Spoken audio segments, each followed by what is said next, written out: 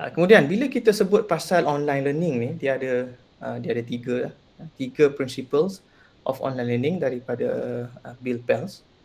So prinsip yang pertama adalah let the students do most of the work. Kenapa? Sebabnya kalau kita yang buat, kita yang belajar lah. Student dia akan duduk, dengar, tak tahu berapa lama dia boleh tahan lah. Dengar tu kan 5 minit, 10 minit. Lepas tu dia dah mula ke laut. Macam kita meeting online lah. Macam kita meeting online. Mula-mula kita fokus. Lepas tu datang kerja, tak tahulah. Macam-macam kerja ada kan. Kerja tak siap, ingat itu, ingat ini. Lepas tu dia jadi tak fokus dah. So, prinsip pertama dia mestilah let the students do most of the work. Kita bagi sikit, lepas tu kita minta dia yang buat. Kemudian yang kedua adalah interactivity is the heart and soul of effective asynchronous learning. Ini kalau macam asynchronous lah. So kalau asynchronous ni, kita bagi PDF, static PDF, static PowerPoint. Dia baca, dah lah PowerPoint tu berbentuk point. Dia baca, apa benda yang kita nak sampaikan ni?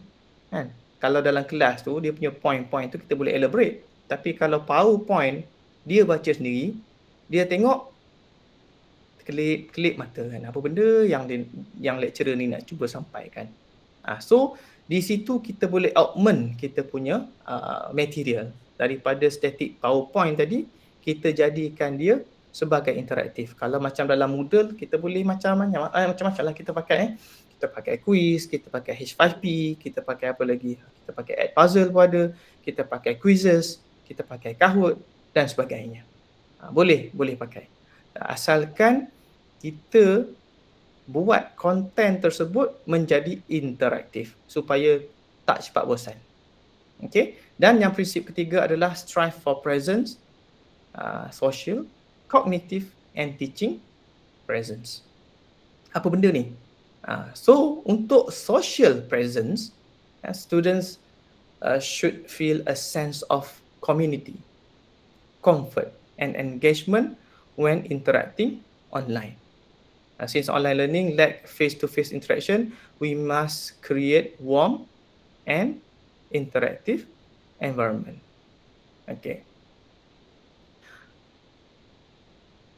So kalau maksudnya kat sini, kita nak buat online kan. Bila nak buat online ni, dia memanglah interaction online ni dia tak sama macam face to face kan. So dia akan rasa kekurangan dia tu. So dekat situ yang kita kena try untuk jadikan ada warm interactive environment semasa kita melaksanakan online teaching tadi. Tak kisahlah kita buat secara asynchronous ke synchronous kan, mesti ada perasaan tu. Kalau macam contoh asynchronous tu, mungkin kita boleh reply melalui WhatsApp ke kan. Kita tunjukkan, kita wujud. Masa dia belajar tu kita wujud, kita bantu dia, kita guide dia. Okey. Display gelap pula. Siapa gelap? Okey. Apalah. Okey, terus je. Okey, seterusnya adalah cognitive presence.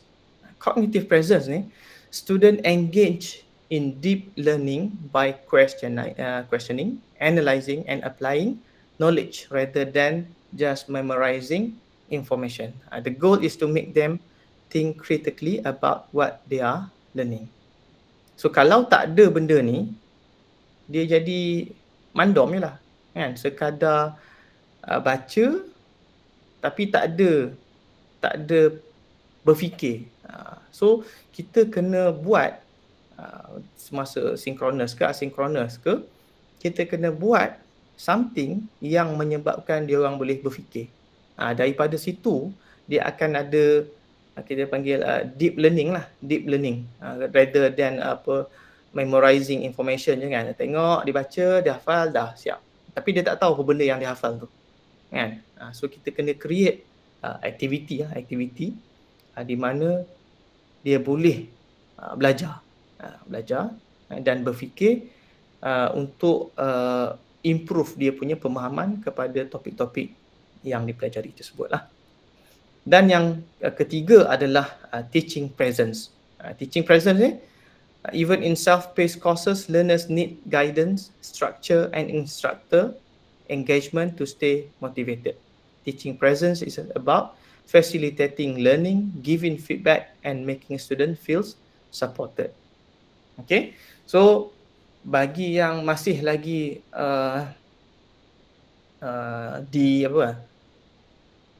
minda di tempat belajar dulu kan, dia bagi je material, lepas tu dia minta student dia, you study sendiri. Ada kita jumpa pensyarah-pensyarah yang jenis kita dulu belajar, lecturer lepas je kita. Dia jadi macam tu kan. Dia nak juga apa yang dia rasa dulu, dia nak buat dekat student dia. Padahal kita dah berbeza generasi kan. Kita generasi millennial, dia dah masuk dengan generasi Gen Z yang ni, lepas tu nak nanti dengan generasi alpha tu nanti.